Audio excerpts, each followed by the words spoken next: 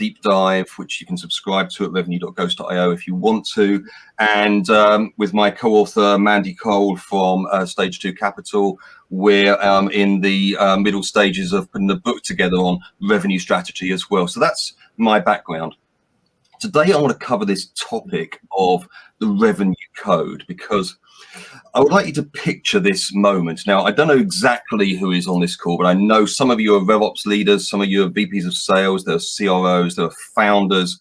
But picture this: you've seen an ad for your ideal job, and it's a CRO role, and it's in a category that you really care about. Salary is awesome, people seem like they're next level, but your current role is pretty good. You know, growth is strong, you're well respected, you don't have to leave. And now you've got the space to ask one question, the one defining swing question or topic that would lead to you staying or leaving. You know, should I stay or should I go? So I'd like you to think about what that question should be. What are you going to ask the CEO or the founder in order for you to decide, yeah, this is the place that I need to be? Because the reason I ask this is that, sadly, in particular VPs of sales, but so many executives have shorter and shorter and shorter tenures. And there are really significant reasons for this. Now, the first of these is that sales stall, revenue leaders get erroneously blamed. And reason number two is that revenue leaders themselves pick the wrong role.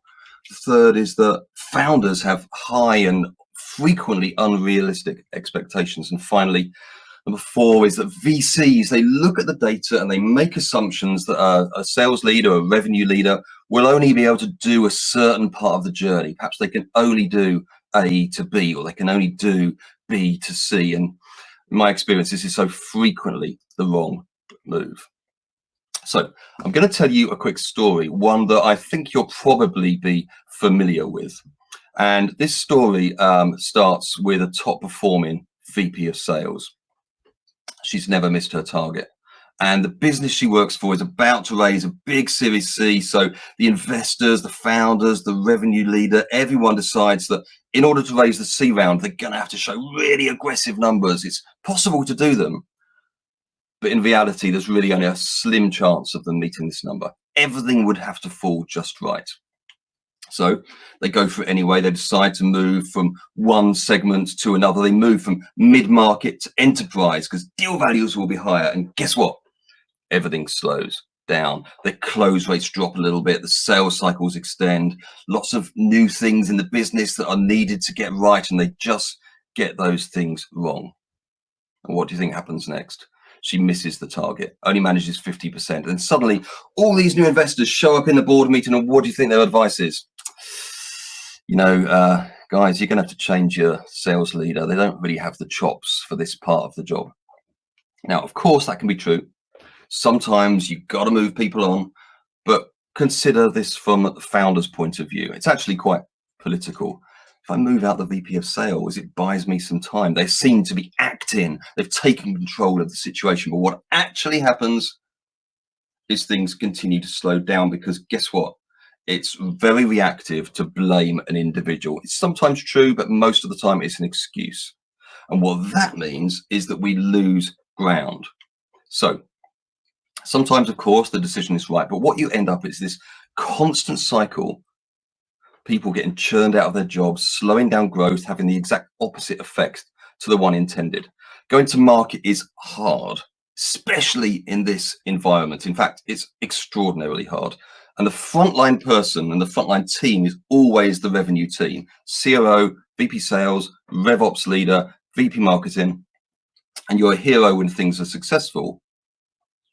But when things go wrong, you're a villain. So the purpose of this session is to equip you with an overarching framework for success so that you can preempt these problems and instead navigate yourself carefully through the startup world. So I want to talk now about why startups and scale-ups from seed right through to C often get this so wrong. And the biggest thing is that founders expect what I call magic beans, silver bullets. There's a brilliant book by Ben Horowitz, What You Do Is Who You Are.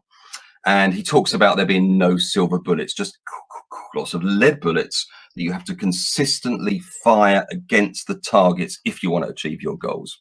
Unfortunately, an awful lot of founders are inexperienced, and they naively believe that an expensive individual like you, well, you're going to solve everything. So it's really important that you manage their expectations, as it's unlikely that one human being is ever going to solve everything. Number two, you're probably there because it's a sales-led growth organization, but your founder may well want to get back to product and engineering. And generally speaking, it is a mistake for them to switch off and just leave it to you. The CEO and the founder needs to be involved, especially anywhere on that journey from startup through to C round. And finally, many founders think that revenue generation is just about sales. They think that you arrive, sales go up, you hire salespeople, that's pretty much it. And as we all know, revenue generation is about so much more than sales. It's about the go-to-market. It's about the ICP. It's about the value prop. It's about getting that whole package designed and built correctly. And crucially, sales is the consequence of doing that bit correctly. So regardless of whether you're at seed, ABC, you're bootstrapped, revenue leaders have got three jobs. The first of these is perpetually aligning the expectations of the person in front of you. Second of these is mapping out how that predictable, scalable, repeatable matrix is going to work. And the third, and it's the most critical thing because it's the foundation of those first two, is how to think about your answers in your organization to the 5 questions in the BICEP framework. And that's where we're going to spend the rest of the time on this session. A 5-question framework that I'm going to give you today. You'll notice that each letter of BICEP triggers a question to ask.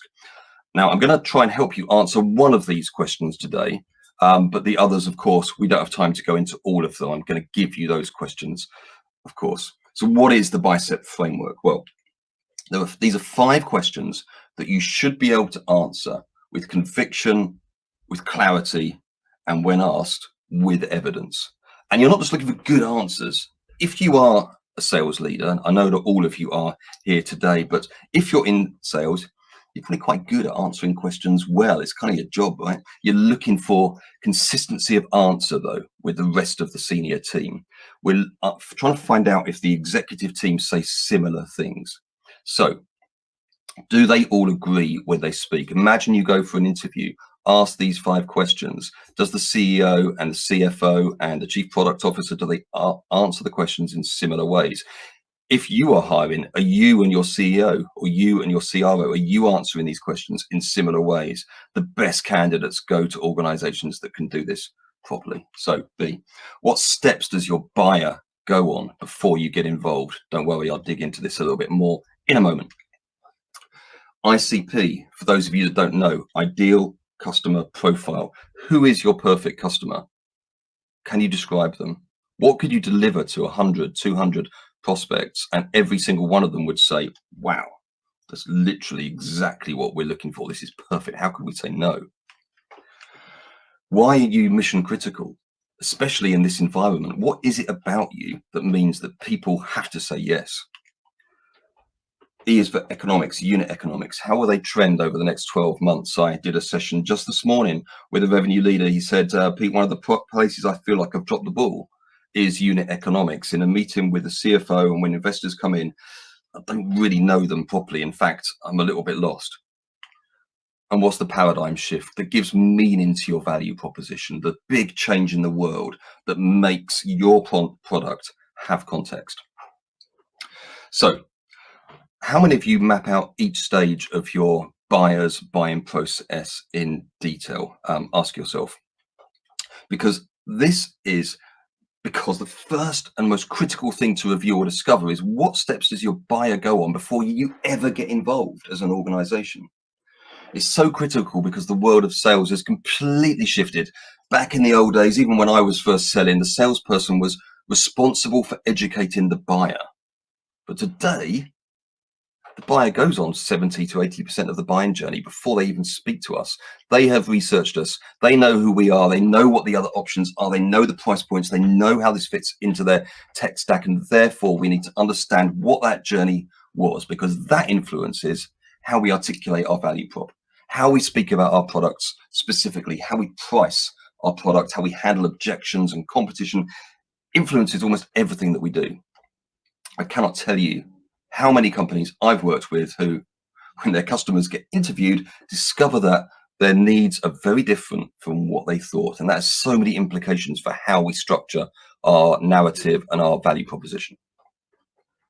So if I could only ever sell to 100 prospects, who are they? The mistake that most leaders make when they think about ICP is they want a big quantity. They want to have many prospects, thousands of prospects even, that their sales teams can go after. Unless your product is highly transactional or you already have huge scale, that is very rarely the right approach. Tends to lead to failure inside most startups and scale-ups, because you end up designing for too many different types of customer. They want different stuff. So if you can define 100, it doesn't have to be exactly 100, 120, 150, 200. If you can define a small number of organizations that you can sell to, they will have similar qualities and characteristics. They'll have similar needs. They'll be at similar stages in their own size. And the product that you've designed will almost feel as if it was custom designed specifically for them. But when you target thousands with so many different use cases, it means so many different questions for your developers. If your engineering team gets swamped, it means you have an ineffective product. None of those customers are similar. So getting your ICP right is really, really important. Ask yourself, what are the vectors that we really care about? Not just the turnover of the company that we're targeting or the headcount, but look for real specificities. Last time I launched from Europe into the US, one of our vectors was that they must be customers of a particular e-commerce platform. We hypothesized that buyers had chosen that new challenger platform because they liked new tech. They were early adopters. Maybe they would be early adopters for us too. So that meant our decision making stopped needed to consider the rival platforms. We only needed to build our platform to work with one, because good ICP selection is a win, win, win. 3 wins. It's a win for product and engineering. It's a win for sales and marketing. It's a win ultimately for the customer, which is what we really care about. So let me ask you this. If your customer was told you're going to need to cut your budget, how often is this happening right now? You're going to need to cut your budget by 50% and you're going to need to cut a bunch of stuff that you don't want to cut. Who on this call has got a product that is so mission critical that it will be a nailed on certainty to withstand the budget cut? Again, ask yourself, is the answer to that yes, maybe, it depends, or no? What if they were to say to you, hey, we've got to cut our budget by 50%, but don't worry, we are keeping you? What is it that made them make that choice? What is it that made them say, I can't touch to this because it's so important to the way that I do my job? That's what you need to discover. So if you're joining or running a startup or scale up, you've got to be satisfied that the leadership team can answer that question to your satisfaction, and ideally with cohesion right across the team. Naturally, if you're a senior revenue leader and you're joining them, maybe you're joining them to help them get some cohesion. So don't always be overly critical, but ideally you want a leadership team that speaks about their offering in the same way. Now, I said that I'd deep dive on one of these. I'm going to do it on this one in just a moment. So I'm going to talk a little bit more about how you deliver criticality. In other words, how do you answer this question? I'll do that in a moment, but first I'm going to finish the E and the P of biceps. So the E is economics, unit economics, and it's a really important one because it's so often misunderstood. Unit economics are not that complicated. At any stage of a startup or a scale up, you've got to be focusing on the essential metrics. My experience is that so many sales leaders simply don't know these numbers, and therefore they aren't designing their revenue plan for these outputs. I know there's another speech today by Ben, the SaaS CFO. His website is awesome. If you don't understand unit economics, go there, but please don't read every page at first. Focus on 4 or 5. Don't be intimidated by those numbers. However, don't take a job if the founder will not share these numbers with you. If they don't share them, you're going to discover something unpleasant fairly soon after. So let's just take a quick look at some of these. In a nutshell, you probably want to know about CAC recovery. the length of time that the customer is going to remain with you for you to recover your costs. Best in class, normally 12 months, sometimes less. Customer lifetime value. How long does the average customer remain with you, multiplied by your average MRR per customer? The magic number, it simply measures the output of a year's worth of revenue growth for every dollar spent on sales and marketing. How many dollars of ARR do you create for every dollar in sales and marketing spend? Sales velocity, a measurement of how fast you're making money. It looks at how quickly leads are moving through the pipeline and how much value new customers provide over a given period. If you need a sales velocity calculator, send me a message on LinkedIn and I will send you a link to my velocity calculator. Works really well. Loads of people are already using it. So if you're interviewing for a startup or a scale up, ask them, what are the unit economics? And if you've just joined one, do you know what they should be? Because you can be sure that when you're in the office and you bump into a board member while the board meeting's going on, having a coffee, that's the kind of stuff they're going to ask you, and you need to know the answer, especially now as so many of us in our organizations are switching from growth at all costs to profitability. You need to know the answers to this.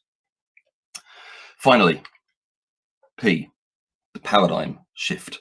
And what this refers to is the shift or the emerging trend in the world that gives your proposition its value. In other words, even if you have something that could be mission critical, still doesn't necessarily mean people are going to buy it. You need to be able to demonstrate that the world has changed and that in order to evolve with this changing world, your prospect must buy your product in order to keep pace. And this is relevant regardless of the type of business that you're in. Maybe you're a business who has a brand new idea that no one's ever had before. That sounds quite paradigm shifting. Maybe you're a business with a new take on an existing product. That also can be paradigm shifting. Or maybe you're a business where it's really all been done before, but you're doing it in a more efficient or smarter or cheaper or more effective way. That also can be paradigm shifting. Think for a minute, grab a notepad and pen or grab your phone and write down a successful SaaS business that you know and see if you can think of one where the paradigm shift gives enormous traction to their value proposition. The most obvious one right now is probably OpenAI. And what a paradigm shift in value proposition they have. Which of you hasn't got the ChatGPT app on your iPhone? Which of you doesn't use it to write emails? Suddenly, all of us in tech are using it all the time. Things have changed dramatically. It's a paradigm shift. So you need to identify what the shift is, because without the ability to articulate that shift, you will only ever have a low level of sales and you'll never kickstart the scalability that's required in order to have the growth that's going to keep you in that role. Avoid that thing I was talking about at the beginning of the revenue team leadership getting blamed for slow growth or no growth at all. So there you have it. Bicep, single most essential framework I found to assess any B2B SaaS business. What to fix once you've made that assessment, and equally an essential tool for evaluating a business that you might be considering joining. But then what? Let's imagine that you take the job, or as is more likely on this call today, you're in a job and you're running a business. And what then? Like, what do you do with this stuff? So I thought it might be useful in our remaining time to just dig a little deeper and figure out what kind of business we're working in. And I wanted to cover this idea of criticality. And I want to go through a really essential topic, which is the topic of pain. Why is it that something is painful? How do we articulate customer pain? Because mission criticality is arrived at by our prospect understanding that something is so painful that we are indispensable and bordering on unique. I use these twin concepts: criticality, how mission critical is this? Rarity, how unusual is the thing that you do? And then we have a chance to win at scale. Now, almost every startup or scale up that I end up working with, when they first approach me, what they tend to say is something like, we've got a sales problem, or we're not sure if we've got this in a scalable place, or we're not quite sure we've got our repeatability right. I had someone recently approach me and say, Pete, can you help us work on our proposals. We're really struggling with that conversion point. We do the demo, it goes well, we send out the proposal, nothing much really happens, and there's a really significant drop off. So it's of course possible that their proposals suck and that they need some work. But what I tend to apply is, well, let's park that for a minute and look at your product. Let's look at your ICP. Let's look at your value proposition.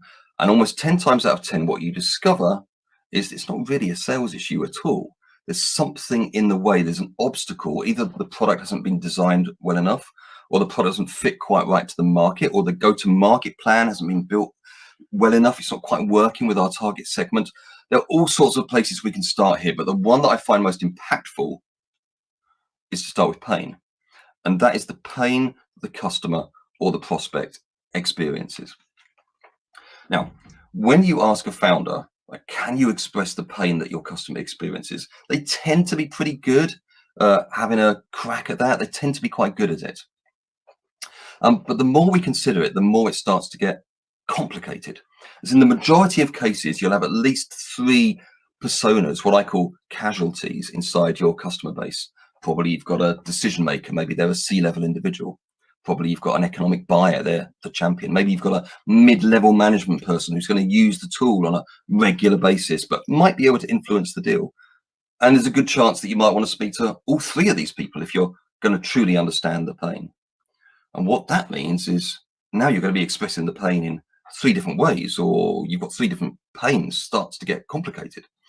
For example, I worked with a SaaS business in the call center space recently, and they were struggling to articulate the pain. And what we discovered was the people who worked in the call center had pain points around usability. The CEO had this challenge around needing everything to be trackable. The middle managers, in this particular case, are quite an odd one. We're just told by the CEO, go and buy something. Their pain was, I've got to investigate this and I don't really know what on earth to look at. Can you help me understand what my CEO wants? So pains can be really different. But as you dig deeper, you discover it's actually quite hard to measure how painful something is. Is it really painful? How painful is it?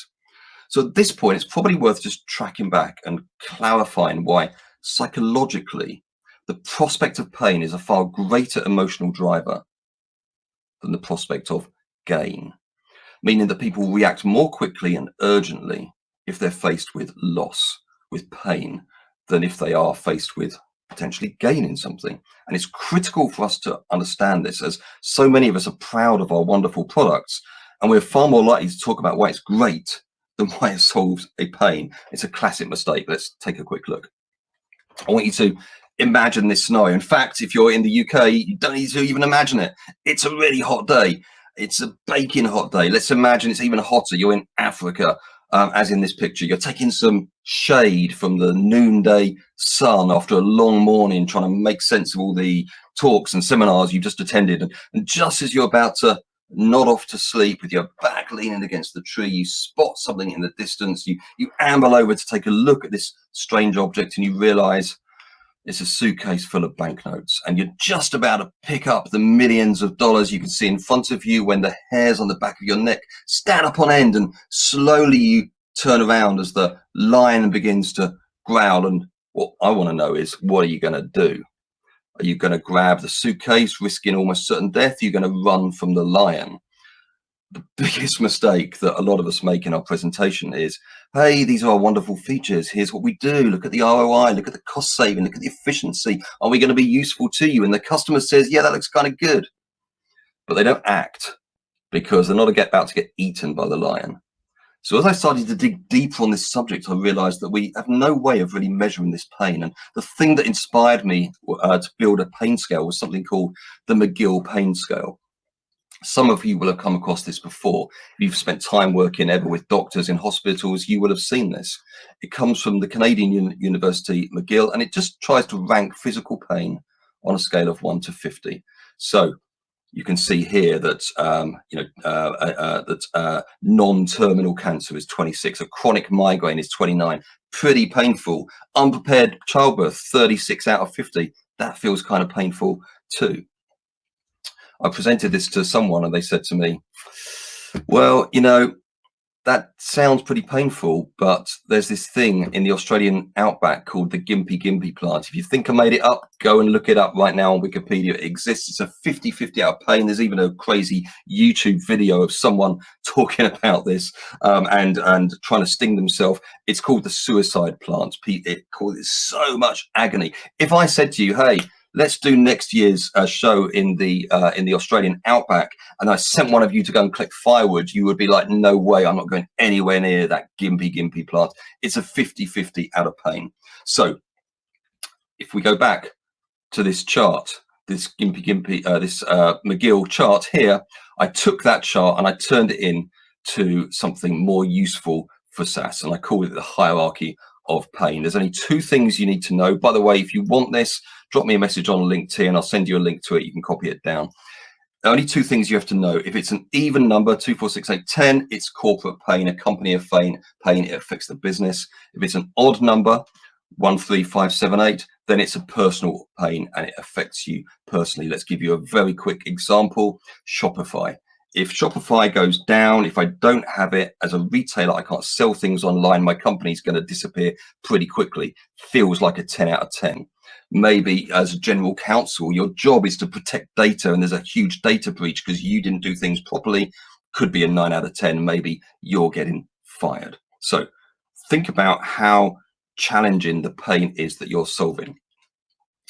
The thing with the hierarchy of pain, though, is that if we're really going to land this properly, we're going to have to go deeper. Pain is all very well, but a pain in your chest is mildly painful, perhaps quite painful. What really makes us act is the risk. If you have a pain in your chest, what do you think next? You immediately think, oh gosh, that's going to be my heart. My father, he had heart problems. Because he had heart problems, I'm going to have to do something about this. I might die. The risk is what causes people to act. But the risk itself is not enough. What is driving the risk? Well, in the case of chest pain and a potential heart attack, maybe it's stress, maybe it's smoking, drinking, poor sleep, junk food, lack of exercise. Maybe it is things in your lifestyle that are causing you to have problems. But why? Why would you have? Why would you be so stressed? Why would you smoke? Why would you drink? Well, think about the drivers of those things. Well, those are probably, my job is stressful. My marriage is difficult. I have money worries. These are the things that need to be fixed, and that gets fixed with a strategic imperative. It's often the inverse of the drivers. In this case, sustained healthy habits. If you exercise, if you eat well, if you stop drinking, if you sleep well, if you try to remove stressful things, if you change your job, if you look at your bank account and try to organize things better, you will become less stressed. You will have less reaction to stress. You will have less chest pain. You will be less likely to have a heart attack. Pain, risk, strategic drivers, strategic imperative. That's how you work through that. So when we come back to this idea of mission criticality, why are you so mission critical? This is exactly how I would work through that topic. If I were to join a company, if I was to work with a company, what's the pain? What's the risk? What's causing that risk? What's the strategic driver? What is it that we do that completely removes that? And that's how you answer the C.